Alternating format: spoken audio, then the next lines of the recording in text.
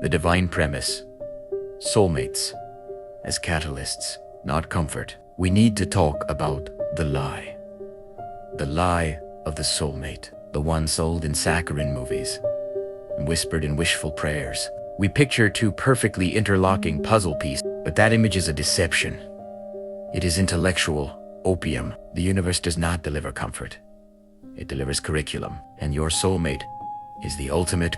The journey to profound, destined connection is not a search for an escape route from yourself. It is the search for a mirror. And mirrors, by their nature, reflect the beautiful, the broken, and the parts you desperately try to hide.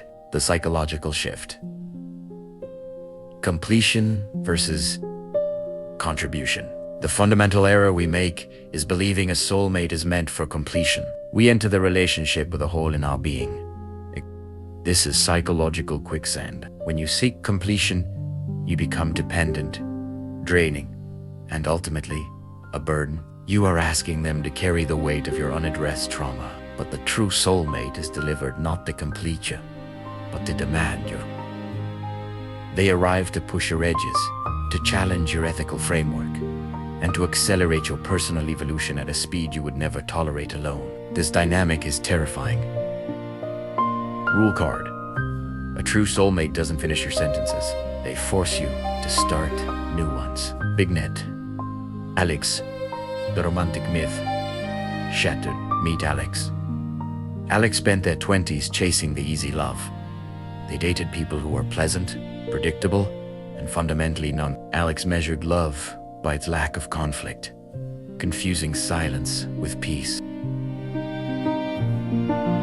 Then they met Elara. Elara was a cyclone. She had a passion for justice that bordered on obsessive and a brutal honesty that felt like an attack. Every conversation with Elara felt like a performance review of Alex's character. She pointed out Alex's tendency toward conflict avoidance, calling it cowardice. She challenged their comfortable.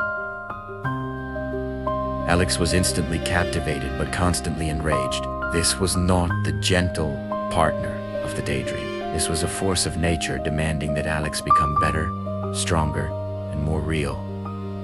Alex was in love, but every day felt like spiritual warfare. The myth had shattered. The comfort was gone. The deep psychological tension in this kind of connection is unbearable. You are drawn to them because they are home, yet they make you deeply uncomfortable because home is where the greatest self-confrontation must occur. The universe rarely sends a courier to announce the arrival of your destiny. Instead, it sends an earthquake. 2. Introduction by disruption. The earthquake before the foundation. We have accepted the premise. The soulmate is not a blanket, but a scalpel. But how does the cosmos arrange these meetings? If you expect destiny to knock when your life is perfectly organized, you are deeply mistaken. The divine introduction is rarely a soft tap. It is a total disruption. Imagine a landslide. The landslide destroys the brittle structure, but it also exposes the sturdy rock layers beneath. Your soulmate is often introduced when you are least prepared, most vulnerable. The cosmic clearing, the crisis synchronization. Psychologically, this is called crisis synchronization. Destiny waits for the moment when you and your soulmate are at equivalent transitional points, perhaps. You just lost the job that defined you, or they just exited a toxic relationship. The purpose of this chaos is space clearing. You must shed the old identity, the old beliefs, and the old hopes before you can accept the new energy. If you are still clinging tightly to the past life that wasn't working, there is no room for destiny to plant new seeds. This means the moment of introduction can happen amidst a painful divorce, following a devastating business failure, or when you feel most alone in a new rental room. It is the blueprint for an unlikely yet profound love. Rule card. Destiny does not fill the empty space, it creates the empty space. Vignette. Laughter in the debris. Take our character, Alex. After breaking up with their easy partner, Alex was at rock bottom. They had isolated themselves. Their career felt stagnant, and their apartment felt like a tomb, while attending a self-help. But instead of yelling or complaining, Elora just laughed a deep, melodic laugh, acknowledging the absurdity of the moment. She saw the clumsy, self-destructing Alex and did not run. She saw Alex's newly exposed vulnerability, not Alex's usual mask. This brings us to the deeper challenge. After the dramatic introduction, what happened? At the time, Alex felt least worthy of love. At the moment, the foundation of their life was shaking. Elora showed up. God or the universe does not deliver the soulmate as a reward for your success, but as a tool to help you rebuild yourself from the ruins. 3. The Undoing and the Riva. The Eternal Work, Final Chapter. We have navigated the earthquake of introduction and survived the painful clarity of the reflection. We saw that the soulmate is a catalyst, a disruptive force sent to hold up the mirror to your deepest, unresolved shadow. But the most insidious lie remains: the belief that finding this connection is the end of the struggle. The truth is, the soulmate is not the destination. They are the most challenging environment for your eternal work.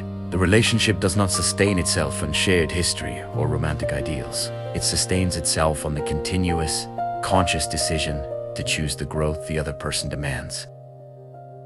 The anatomy of the eternal vow. The deepest commitment is not the ring or the paper. It is the eternal vow, the promise to choose confrontation over comfort every single day. This vow requires the conscious undoing of your old, easy self. You must relentlessly choose to see the shadow they reflect, rather than resent the mirror itself. You must continuously shed the parts of your identity that are too small or too fragile to share a life with a force of nature. This is why many soulmate relationships burn out. The fuelda. Willingness to change is finite for most people.